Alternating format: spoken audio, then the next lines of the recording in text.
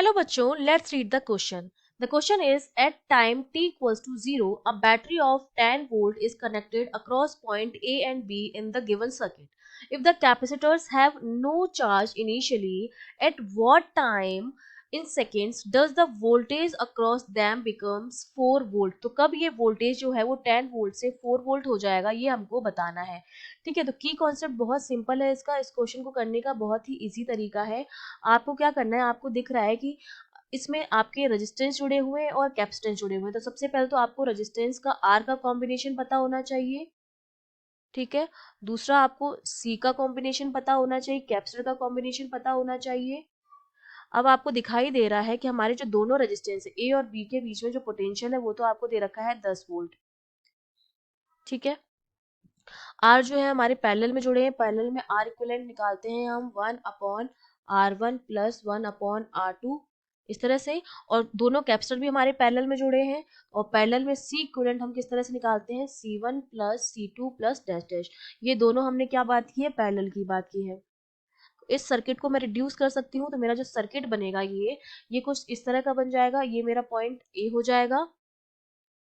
यहाँ पर 2 और 2 का कितना हो जाएगा, आर इक्विवेलेंट हमारा हो जाएगा 2 इंटू 2/2 प्लस 2.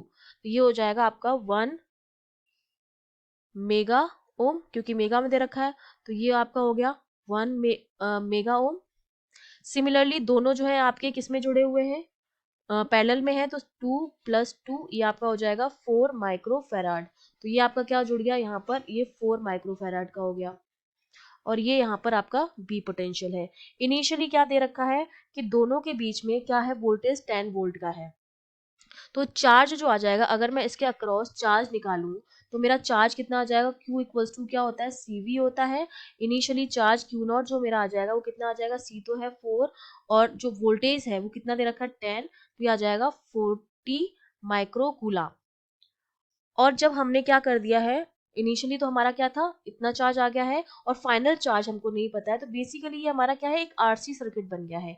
और आरसी सर्किट के लिए हमें Q और जो फाइनल Q है और इनिशियल Q है उसमें एक रिलेशन पता है. तो मैं सिंपली वो इक्वेशन यहाँ पर पुट कर देती हूँ. मेरा आता है QT, किसी टाइम t पर जो चार्ज होता है that is equals to Q0 1 minus e की power minus t upon r सी.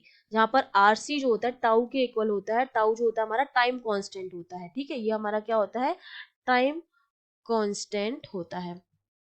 तो QT की वैल्यू कितनी आ जाएगी, किसी टाइम t पर हमारा हमसे पूछा जा रहा है किस टाइम पर ये वोल्टेज 4, पहले 10 था, अब किस टाइम पर 4 वोल्ट रह जाएगा. तो 4 वोल्ट पर जो QT की वैल्यू आएगी वो कितनी आ जाएगी, कैपेसिटेंस में तो कोई चेंज होगा नहीं, वो 4 ही रहेगा. और वोल्टेज अब हमें 4 करना है, तो मतलब QT जो है मेरा वो अब कितना हो जाएगा, 16 माइक्रोकूलम. तो 16 आ जाएगा यहाँ पर.